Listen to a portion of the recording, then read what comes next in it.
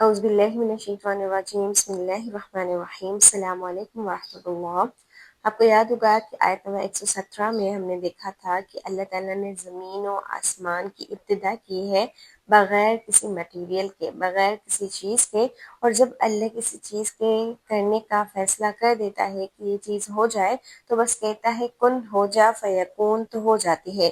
یہاں کوئی بھی چیز ہو سکتی ہے، کسی کے دل میں ہدایت ڈالنا، بیٹا پیدا کر لینا، یا پھر زمین و آسمان کی کوئی بھی چیز۔ ہم جانتے ہیں کہ اللہ تعالیٰ ہر قسم کے شرک سے پاک ہے، کیونکہ زمین و آسمان کے ابتدا میں، اسے بنانے میں سے لے کر آخر تک، قیامت کے دن تک، اس تمام بندوں کو ہلاک کرنے تک اللہ تعالیٰ کا کوئی شریک نہ تھا، نہ ہے اور نہ ہی رہے گا، کیونکہ اللہ تعالیٰ کا کن لفظ، کلمہ کن ہی کافی ہے۔ اور کلمہ کن میں کیونکہ طاقت ہے، قوت ہے، اور ایک ہاتھ میں ایک چیز ہے کہ ہاں میں جو چاہوں کر سکتا ہوں۔ تو اس بات پر پھر کچھ لوگوں نے کہا کہ اگر ایسی بات ہے، ایک تو کچھ لوگوں نے یہ کہا نا، جنہیں ہم عیسائی کہتے ہیں، کہ اللہ نے بیٹا بنا لیا ہے، تو اللہ تعالیٰ نے کہا کہ وہ میرا بیٹا نہیں ہے بلکہ وہ کلمہ کن ہے۔ کلمہ کن سے کیا مراد ہے؟ یعنی میں نے کہا ہو جا، اور حضرت عیسیٰ علیہ السلام حضرت مریم کے پیٹ میں ہو گئے، تو وہ اللہ تعالیٰ کی اولاد نہیں ہے، کیونکہ اللہ تعالیٰ ہر شریک سے پاک ہے۔ اب پھر کچھ لوگوں نے کہا، کچھ لوگوں سے مراد یہاں پر ویسے تو مشرکین عرب ہیں، مشرکین مکہ، لیکن یہ ہم بھی ہو سکتے ہیں، یہ آج کے لوگ بھی ہو سکتے ہیں، یہ ہم سے پہلے والے لوگ بھی ہو سکتے ہیں۔ اور ان کا کہنا کیا تھا اللہ تعالیٰ کے بارے میں؟ یہ آیت نمبر 118 ہے جو آج ہم سیکھ رہے ہیں۔ وَقَالَ الَّذِينَ، اور کہا ان لوگوں نے، لا يعلمون، جو نہیں جانتے تھے۔ یہاں پر اللہ تعالیٰ نے کسی انسان کو ہائی لائٹ نہیں کیا، جیسے عیسائیوں کو الگ کیا ہے یا بنی اسرائیل کو الگ کیا ہے، تو یہاں پر اللہ تعالیٰ نے کہا لا يعلمون، یہ نہیں کہا مشرکین مکہ، بلکہ وہ لوگ جو نہیں جانتے۔ تو یہاں پر جو نہیں جانتے وہ ہم بھی ہو سکتے ہیں، ٹھیک ہے۔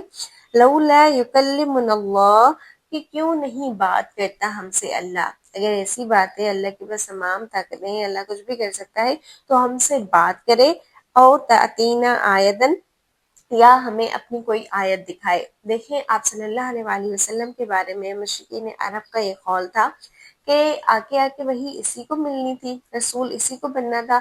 ہم میں سے اور بھی کئی سردار موجود ہیں، اور ان کی باتوں کا ایک اثر بھی ہوتا ہے۔ اگر فلاں شخص رسول ہو جاتا، فلاں کے پاس فرشتہ آتا، تو پھر یہ بات زیادہ بہتر ہوتی اور ہم اس کو مانتے بھی۔ اب ہم اس رسول کو نہیں مانیں گے۔ یعنی آپ صلی اللہ علیہ وآلہ وسلم کو جھٹلانے کا ایک ریزن یہ بھی تھا کہ وہ اپنے آپ کو کمتر محسوس نہیں کرنا چاہتے تھے کہ کیا اس کے پاس وہی آئی، یہ تو یتیم تھا، یہ تو چرواہا تھا، یا اس کے پاس تو اپنا کچھ ایسا ہے بھی نہیں خاص، تو اس کے پاس ایسا کیا ہے کہ اس کے پاس وہی آئی، اس سے تو بہتر یہ ہے، اس سے تو بہتر یہ ہے۔ اس طرح کی باتیں کیا کرتے تھے مشرکین مکہ، وہ جو آپ صلی اللہ علیہ وآلہ وسلم کے ساتھ بچپن سے لے کر رہے تھے، اور ان کا کہنا یہ تھا کہ اگر ایسی بات ہے تو اللہ خود کیوں نہیں آیا؟ یعنی اللہ تعالیٰ نے کسی انسان کو کیوں بھیجا؟ اللہ ہم سے خود بات کرتا، یا چلو ٹھیک ہے خود نہیں بات کرتا، او تاتینا آیا، تو کوئی نشانی دکھا دیتا۔ یہاں پر نشانی سے مراد معجزہ تھا، کوئی ایسی چیز جو روزمرہ کی زندگی میں ہوتی ہے اس سے خلاف ہو، جو خرق عادت نہ ہو۔ یعنی یوں سمجھیں جیسے بادل چلنے شروع ہو جائیں، بادل اگر ہمارے سامنے چلنے شروع ہو جائے تو یہ ہم کبھی تصور نہیں کر سکتے، لیکن ان کی ضد یہ تھی کہ اللہ کوئی آیت دکھا دے، کوئی نشانی دکھا دے، یا پھر مردے زندہ ہو جائیں حضرت محمد صلی اللہ علیہ وآلہ وسلم کے حکم سے، یا اس طرح کی اور بھی چیزیں، یا ان کے ساتھ فرشتے آ جائیں، ٹھیک ہے۔ تو اللہ تعالیٰ کہہ رہے ہیں کہ جو لوگ نہیں جانتے انہوں نے کہا کہ اللہ ہم سے بات کیوں نہیں کرتا، یا ہمیں کوئی نشانی کیوں نہیں دکھاتا؟ اس کے جواب میں اللہ تعالیٰ نے یہاں پر کہا ہے كَذَلِكَ قَالَ الَّذِينَ مِن قَبْلِهِمْ، اسی طرح کہا ان سے پہلے ان لوگوں نے جو ان سے پہلے تھے، مثل قولہ، ایسی ہی باتیں، ان سے پہلے والے لوگوں نے بھی ایسی ہی باتیں کہی تھی۔ یہاں پر اللہ تعالیٰ نے کوئی جواب نہیں دیا کہ اللہ بات کیوں نہیں کرتا۔ شاید آپ کے ذہن میں بھی یہ سوال آیا ہو کہ اللہ مجھ سے بات کیوں نہیں کرتا، تو یاد رکھیں ہماری یہ شان نہیں ہے کہ ہم اپنے اللہ تعالیٰ کو دیکھ سکیں، کیونکہ اس کا رعب اور اس کا دبدبہ اور اس کا جلال اتنا ہے۔ جب حضرت موسیٰ علیہ السلام نے اللہ تعالیٰ سے بات کرنے کے بعد ان کا دل چاہا تھا کہ وہ انہیں دیکھیں بھی، کیونکہ ظاہر ہے اگر آپ کسی سے بات کریں گے تو آپ کو دل چاہے گا کہ آپ اس سے ملیں ایک بار۔ یہاں پر تو خیر ویڈیو کالز ہو جاتی ہیں تو تب بھی ملنے کا اتنا دل کرتا ہے۔ تو حضرت موسیٰ علیہ السلام نے جب اللہ تعالیٰ سے ملنے کو کہا تو اللہ تعالیٰ نے جب اپنی تجلی، صرف ایک جھلک جب پہاڑ پر نازل کی تو پہاڑ اس رعب اور اس دبدبے سے ریزہ ریزہ ہو گیا۔ تو اللہ تعالیٰ سے ملنا یہ اس دنیا میں نہیں ہے، کیونکہ اگر ہم اللہ تعالیٰ کو دیکھ کر ایمان لے آئیں تو پھر ہمارا ایمان کسی کام کا نہیں ہوگا، پھر وہ جو ٹیسٹ ہوگی وہ کسی کام کی نہیں ہوگی، وہ ایک فارمیلٹی ہوگی۔ بالکل اسی طرح جیسے آپ بچے کو کوسچن پیپر کے ساتھ آنسر کاپی بھی دے دیں کہ یہ لو اور اس کے ساتھ لکھنا، اس سے دیکھنا لکھنا شروع کرو۔ تو یہ ایک ایسی چیز ہے کہ آپ اگر ٹیسٹ نہ بھی لیں تو کوئی فرق نہیں پڑتا۔ تو اللہ تعالیٰ ہمیں یہاں پر ایمان بالغیب کی ٹیسٹ پر رکھا ہے، اور انشاءاللہ ایک وقت ایسا آئے گا یعنی قیامت کا دن، جس دن اللہ تعالیٰ لوگوں سے کلام بھی کرے گا اور ان سے ملے گا بھی۔ اللہ سے دعا ہے کہ اللہ تعالیٰ ہمیں اپنا چہرہ دیکھنا نصیب کرے، آمین۔ تو کچھ لوگ جو لا یعلمون ہیں، جو علم نہیں رکھتے، ان کی یہ ضد ہوتی ہے کہ اللہ ہم سے بات کیوں نہیں کرتا، اور اس کا جواب یہ ہے کہ ان کے دل ایک جیسے ہیں۔ تشابہ قلوبہم، یعنی یہ جو پہلے کے لوگ تھے اور یہ لوگ آج کے لوگ، ان کے دل ایک جیسے ہیں۔ چاہے صدیاں گزر گئیں، چاہے نسلیں گزر گئیں، چاہے لوگ گزر گئے، لیکن ان کے دل ایک جیسے ہیں، دل ان کے نہیں بدلے۔ پہلے والے لوگوں نے بھی یہ کہہ کر ایمان نہیں لایا تھا کہ اللہ خود کیوں نہیں آتا، یا فرشتہ کیوں نہیں آتا، یا کوئی نشانی کیوں نہیں آتی، اور اب تم بھی یہی کہہ رہے ہو۔ یعنی جس کو نہیں ماننا ہوتا وہ کسی بھی نشانی سے نہیں مانتا، جبکہ اللہ تعالیٰ کہہ رہے ہیں قد بینا الآیات لقوم یوقنون، جبکہ بینا الآیات، ہم آیات واضح کر چکے ہیں، کس کے لیے؟ لقوم یوقنون، یقین رکھنے والی قوم کے لیے۔ یہاں پر قوم ایک صفت ہے، جیسے میں کہوں گی اچھا مسلمان، تو مسلمان کی صفت ہے کہ وہ اچھا ہے۔ یہاں پر بھی قوم کی صفت یہ ہے کہ وہ یوقنون ہے۔ یہاں پر اسم بھی آ سکتا تھا موقنین، ٹھیک ہے، موقنین یعنی یقین رکھنے والے، اور یوقنون یعنی کہ جو یقین رکھتے ہیں ور وہ کام کرتے ہیں۔ تو لقوم یوقنون، جو اللہ پر یقین رکھتے ہیں، جن میں ایسا یہ فعال موجود ہوتا ہے، ان کے لیے اللہ تعالیٰ نے آیات کو واضح کر دیا ہے۔ تو اللہ تعالیٰ کی ڈھیروں نشانیاں ہیں ہمارے پاس۔ جس طرح ہمارے لیے یہ چیز بہت عجیب لگے گی، ہمیں عجیب مطلب یعنی بہت ایک بڑی چیز کی پہاڑ ہلنے شروع ہو جائیں یا چلنے شروع ہو جائیں یا مردے زندہ ہو جائیں، اس سے بھی بڑی چیزیں کائنات میں ہوتی ہیں۔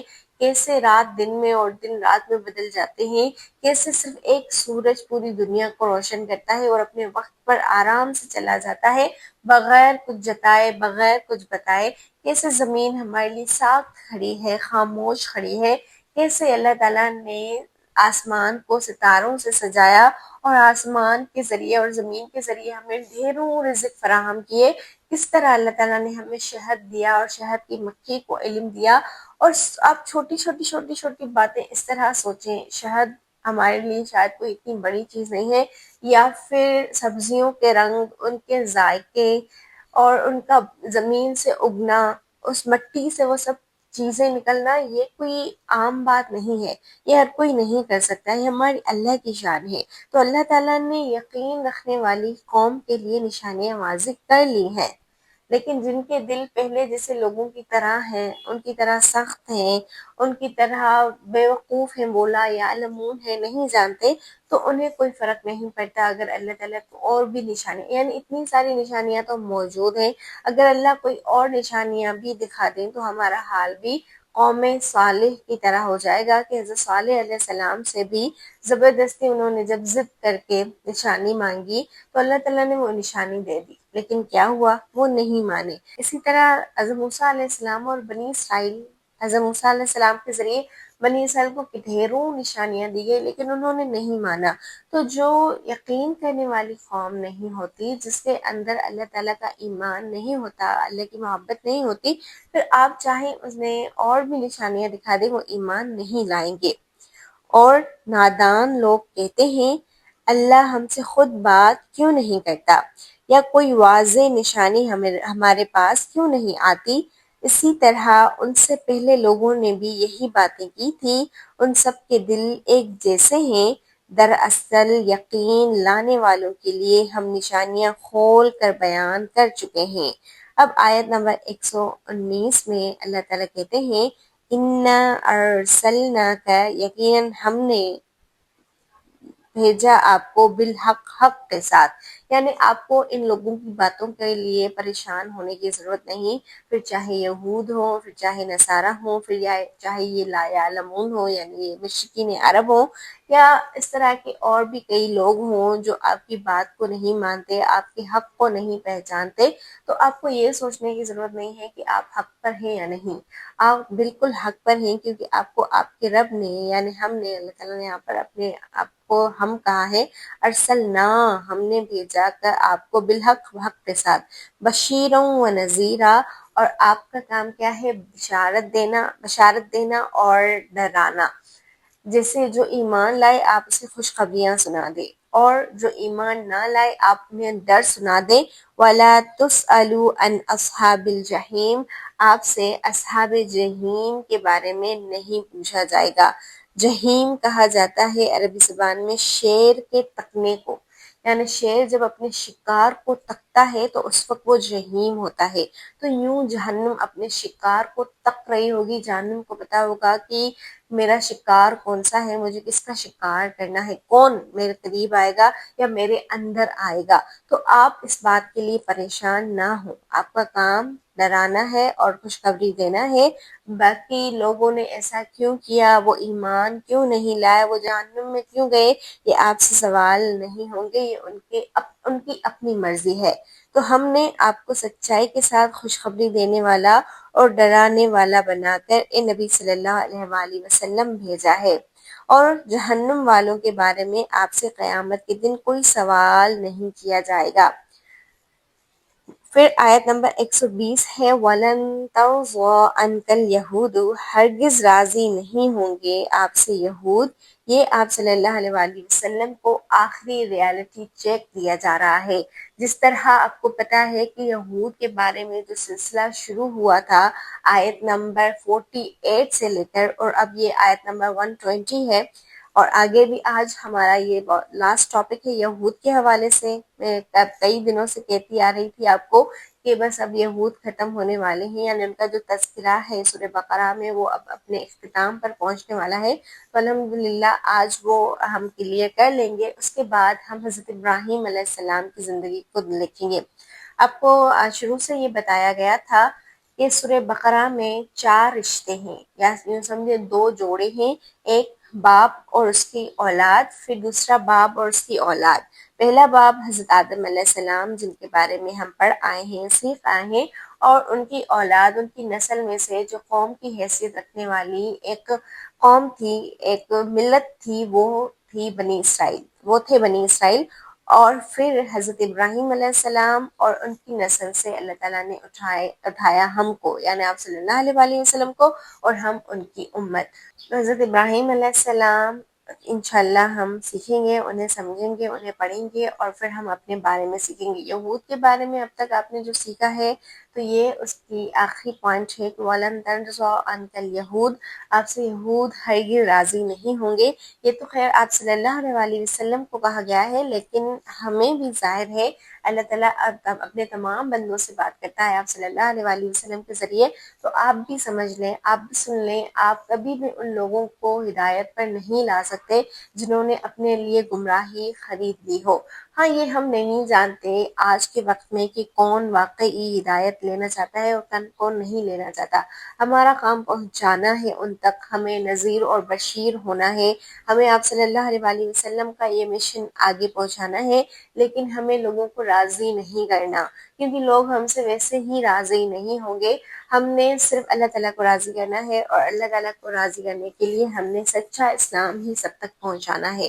پھر اگر کوئی ہم سے ناراض بھی ہوتا ہے تو ہمیں اس کی کوئی پرواہ نہیں ہونی چاہیے، جس طرح آپ صلی اللہ علیہ وآلہ وسلم کو نہیں تھی، کہ اللہ تعالیٰ کہہ رہے ہیں کہ یہ یہود آپ سے کبھی بھی راضی نہیں ہوں گے، وَلَن نَصَارَىٰ، اور نہ ہی نصارہ آپ سے راضی ہوں گے۔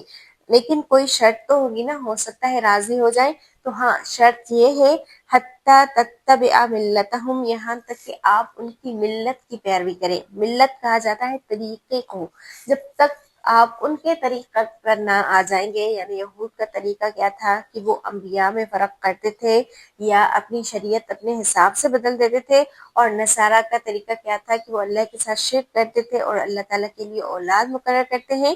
تو اللہ تعالیٰ کہہ رہے ہیں کہ جب تک آپ ان کے راستے پر نہیں آئیں گے، کیونکہ انہیں لگتا ہے کہ ہدایت پر وہ ہیں، انہوں نے اپنے آپ کو چھوڑ کر اپنے ماضی یا اپنے اللہ تعالیٰ کے کیے گئے احسانات کو پکڑ کر کہا کہ وہ خاص ہیں اور انہیں کوئی ہدایت کی ضرورت نہیں، کیونکہ ان کے آباء و اجداد میں بہت سے انبیاء اور رسول گزرے ہیں اور کتابیں گزری ہیں۔ اس کا مطلب یہ ہے کہ بس ہم اللہ تعالیٰ کے چہیتے اور لاڈلے اور بیٹوں کی طرح ہو گئے ہیں، تو ہماری ملت سب سے درست ہے، ہم غلطی پر نہیں ہیں۔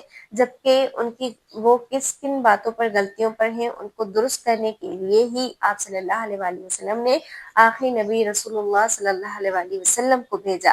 تو اسی طرح اللہ تعالیٰ اب کہہ رہے ہیں کہ آپ سے راضی نہیں ہوں گے جب تک آپ ان کے طریقے پر نہ چلیں۔ اور قل ان ھدی اللہ ھو الھدی، آپ کہہ دیں کہ ہدایت تو اصل ہدایت اللہ کی ہے، یعنی ان کو لگتا ہے کہ یہ ہدایت والے ہیں، یہ سیدھے راستے پر ہیں، ان کی ملت درست ہے، ان کا طریقہ ٹھیک ہے، تو سن لو کہ اصل ہدایت اللہ کی ہے۔ جس ہدایت کو اللہ صحیح کہیں اور وہی صحیح ہدایت ہے، اور آپ کو پتا ہے کہ سب سے صحیح ہدایت اس وقت جو ہے وہ آپ صلی اللہ علیہ وآلہ وسلم کی دی ہوئی ہے، یعنی دین اسلام اور اللہ تعالیٰ کی دی ہوئی تعلیمات ہیں، یعنی کہ قرآن۔ اگر ہم قرآن اور سنت کو تھام کر چلیں تو ہم کبھی بھی گمراہ نہیں ہوں گے، پھر چاہے پوری دنیا ہی ہم سے ناراض ہو جائے، یا پھر چاہے پوری دنیا ہمیں کہے کہ ہم جب تک ان کی ملت پر نہیں چلیں گے تب تک ہم سیدھے راستے پر نہیں ہوں گے، تو یہ ان کی اپنی باتیں ہیں، اپنی خواہشات ہیں، جبکہ اللہ تعالیٰ کہہ رہے ہیں کہ اصل ہدایت اللہ کی ہدایت ہے جو آپ کو قرآن اور سنت سے ملے گی۔ وَلَئِنِ اتَّبَعْتَ اہواءہم، اور اگر آپ نے پیروی کی ان کی خواہشات کی، کیا تھی ان کی خواہشات؟ یہی کہ ان کے طریقے پر چلا جائے، جیسے وہ چاہتے ہیں زندگی گزارنا ویسی زندگی گزاری جائے، یا جیسے فیر فار وہ چاہتے ہیں اپنی خواہشات کے لیے دنیا کے عوض اس طرح بنا جائے، تو اگر آپ ان کی خواہشات کی پیروی کریں گے، بعد الذی جاءک من العلم، اس کے بعد جو بھی کہ آپ کے پاس علم آ چکا ہے، آپ کے پاس ہر چیز واضح ہو گئی ہے، العلم یعنی قرآن کی خاص تعلیم آپ کے پاس آ چکی ہے، اگر اس کے بعد بھی اگر آپ ان کی پیروی کریں گے، ان کی بات مانیں گے، ما لک من اللہ من ولی ولا نصیر، تو نہیں ہوگا آپ کے لیے کوئی بھی ولی اور کوئی بھی نصیر اللہ کے سوا، آپ پھر خالی ہاتھ ہو جائیں گے۔ اللہ تعالیٰ کی دوستی، اللہ تعالیٰ کی مدد، اللہ تعالیٰ کے ساتھ جب چھوٹ جائے تو کوئی دوستی کوئی ساتھ پھر کام نہیں آتا، پھر چاہے ہم دنیا میں کتنی بھی کوششیں کر لیں یا کتنے بھی بڑے بڑے لوگوں سے ہاتھ ملا لیں، اگر اللہ کی دوستی نہیں تو کچھ بھی نہیں، ہم خالی ہاتھ ہیں۔ اور یہاں پر آپ صلی اللہ علیہ وآلہ وسلم کے ذریعے ہمیں ہی سمجھایا جا رہا ہے کہ آپ صلی اللہ علیہ وآلہ وسلم تو کبھی بھی ان کی بات، ان کی خواہشات کی پیروی نہیں کریں گے، کیونکہ ان کے پاس وہ خاص علم آ چکا ہے، تو تم بھی نہ کرنا۔ اور یہود اور نصارہ کے کان پر بھی لگا دیا گیا کہ اللہ کے رسول آپ کو تم سب کو راضی کرنے والے ہرگز بھی نہیں ہیں، کیونکہ ان کے لیے اللہ کا ولی ہونا اور اللہ کا نصیر ہونا ہی کافی ہے، انہیں کوئی اور راستہ نہیں چاہیے۔ اصل ہدایت تو وہی ہے جو اللہ نے دی ہے۔ یہودی اور عیسائی تم سے کبھی راضی نہیں ہوں گے جب تک تم ان کے طریقے پر نہ چلنے لگو۔ کہہ دو بس اللہ کی ہدایت ہی اصل ہدایت ہے، اور اگر تم نے اس علم کے بعد جو تمہارے پاس آ چکا ہے ان کی خواہشات کی پیروی کی، تو تمہیں اللہ کی پکڑ سے بچانے والا کوئی دوست اور مددگار نہیں ہوگا۔ تو سن لیں اور سمجھ لیں۔ پھر اللہ تعالیٰ کہہ رہے ہیں آیت نمبر 121 میں، الذین آتیناہم الکتاب، وہ لوگ جنہیں کتاب دی گئی تھی، یتلونہ حق تلاوتہ، وہ اس کتاب کو اس طرح پڑھتے ہیں، اس کی تلاوت اس طرح کرتے ہیں جیسے تلاوت کرنے کا حق ہے۔ تلا یتلو عربی زبان میں پڑھنے کے لیے کہا جاتا ہے، اصل پڑھائی کو، بلکہ جب آپ بہت سی پڑھائیوں میں ایک اصل پڑھائی کرتے ہیں فائدے والی، تو اسے تلاوت کہا جاتا ہے۔ الذین آتیناہم الکتاب، وہ لوگ جنہیں کتاب دی گئی یا جنہیں ہم نے کتاب دی، ہم نے خود کتاب دی، یعنی اللہ تعالیٰ نے یہ نہیں کہا جنہیں کتاب دی گئی۔ آپ کو دو طرح کے صیغے ملیں گے، ایک ہے آتینا اور ایک ہے اوت الکتاب، یعنی جنہیں کتاب دی گئی۔ اللہ بیچ میں خود کو نکال دیں گے کہ کس نے کتاب دی تو اللہ تعالیٰ نے، لیکن پھر بھی ناراضگی دکھانے کے لیے یا منہ موڑنے کے لیے اللہ تعالیٰ کہیں گے انہیں کتاب دی گئی۔ یہاں پر پازیٹیو لوگوں کی بات ہو رہی ہے، اور اللہ تعالیٰ خود کہہ رہے ہیں کہ ہم نے کتاب دی جن لوگوں کو، وہ اس کتاب کی اس طرح تلاوت کرتے ہیں جسے تلاوت کرنے کا حق ہے۔ یعنی یہود و نصارہ کے بارے میں ہم پیچھے سے جو بھی باتیں پڑھ کر آئے ہیں، تو وہ پڑھنے سے یوں لگتا ہے جیسے وہ تمام کے تمام برے تھے، جیسے ان میں کوئی اچھا تھا ہی نہیں۔ تو اللہ تعالیٰ نے آخر میں یہ بات کلیئر کر دی کہ ان کی اکثریت خراب ہے، ان کی اکثریت نے نہیں مانا، لیکن ان میں ایسے لوگ بھی ہیں جو اللہ کی کتاب کو اس طرح پڑھتے ہیں جسے پڑھنے کا حق ہے، وہ اس میں کوئی تحریف نہیں کرتے، کوئی تبدیلی نہیں کرتے، حق کو جانتے ہیں، حق کو پرکھتے ہیں، اور پھر ایسے لوگ آپ صلی اللہ علیہ وآلہ وسلم پر ایمان بھی لے آئے تھے۔ یہود میں سے بھی کچھ لوگ، کچھ علماء، کچھ رہبا، ان کے بڑے بڑے لوگ جو کتابیں لکھتے اور سنتے تھے، وہ حق ان کے اندر موجود تھا، اور جیسے ہی آپ صلی اللہ علیہ وآلہ وسلم آئے تو انہوں نے ان پر ایمان لے آئے، اور نصارہ میں بھی ایسے لوگ موجود تھے۔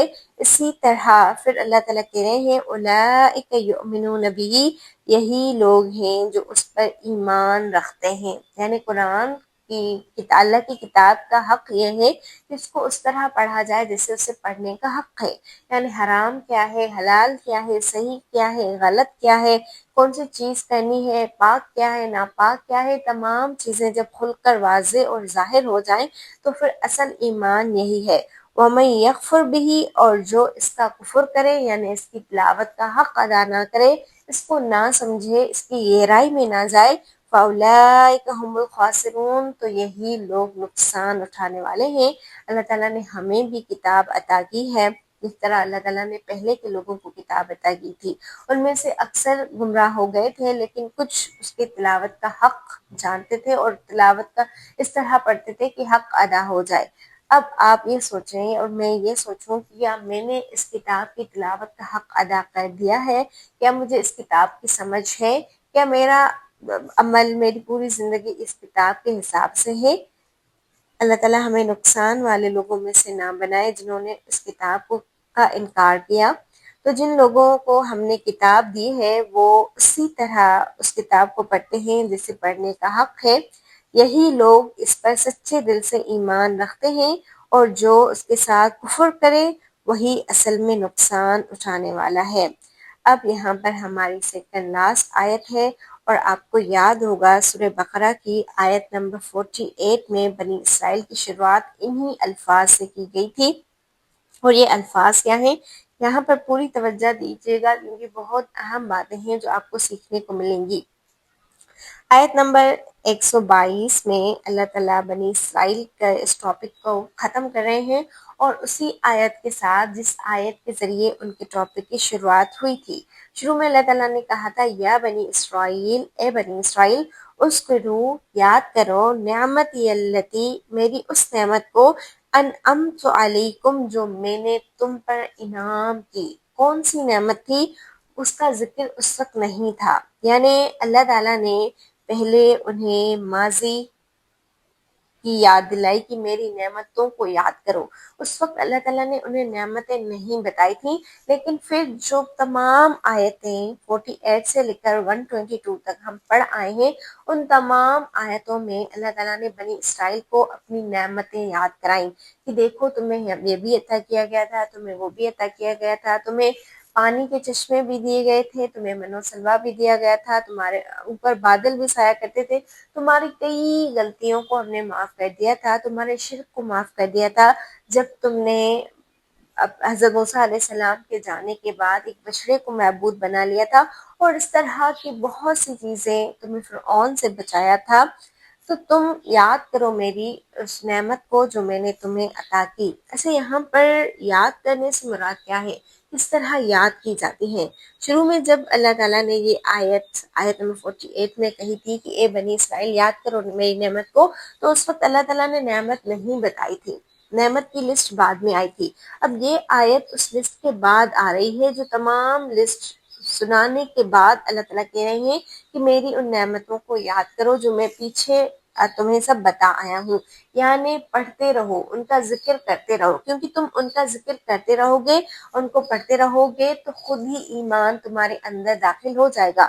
اور ان نعمتوں کا ذکر کیسے کرنا ہے، کیسے پڑھنا ہے؟ قرآن کے ذریعے، کیونکہ اس میں کیا لکھا گیا، کس میں لکھی گئی ہیں یہ نعمتیں جو بنی اسرائیل کو دی گئی تھی؟ قرآن میں۔ تو بنی اسرائیل کو انڈائریکٹلی کہا گیا ہے کہ تم قرآن کی تلاوت کرتے رہو تاکہ تمہیں پتہ چلے کہ اللہ تعالیٰ نے تم پر کیا انعامات کیے ہیں، کون کون سی نعمتیں ہیں جو اللہ تعالیٰ نے تم سے کی ہیں اور یہاں تم پر کی ہیں۔ اور یہاں پر نعمتی، میری نعمت، یہ واحد ہے۔ بہت ساری نعمتیں اللہ تعالیٰ نے بنی اسرائیل کو عطا کی تھی، لیکن سب سے بڑی نعمت یہ تھی کہ تمہاری اتنی نافرمانیوں کے بعد بھی تمہیں قرآن پاک کے پڑھنے کو کہا جا رہا ہے، تمہیں اللہ کی کتاب دی جا رہی ہے، چاہے تمہارا ماضی کتنا ہی برا ہو یا ابھی بھی تم اللہ کے رسول کو جھٹلا رہے ہو، لیکن اس کے باوجود بھی اللہ تعالیٰ نے تمہیں اپنی کتاب دی ہے کہ اسے پڑھتے رہو، پڑھتے رہو، پڑھتے رہو، یاد کرو، سیکھتے رہو، اس کا ذکر کرو۔ تو اے بنی اسرائیل، اس کو رو نعمتی، میری نعمت کو یاد کرو، یعنی اس کتاب کو جو میں نے تمہیں پڑھنے کے لیے دی ہے، قرآن، اور وہ بھی تمام نعمتیں جو ہم تم پر پڑھ آئے ہیں کہ تم پر ہم نے ماضی میں، تمہارے آباء و اجداد میں ہم نے کون کون سی بھلائیاں نازل کی تھیں، اور التی انعمت علیکم، وہ نعمت جو میں نے تم پر انعام کی۔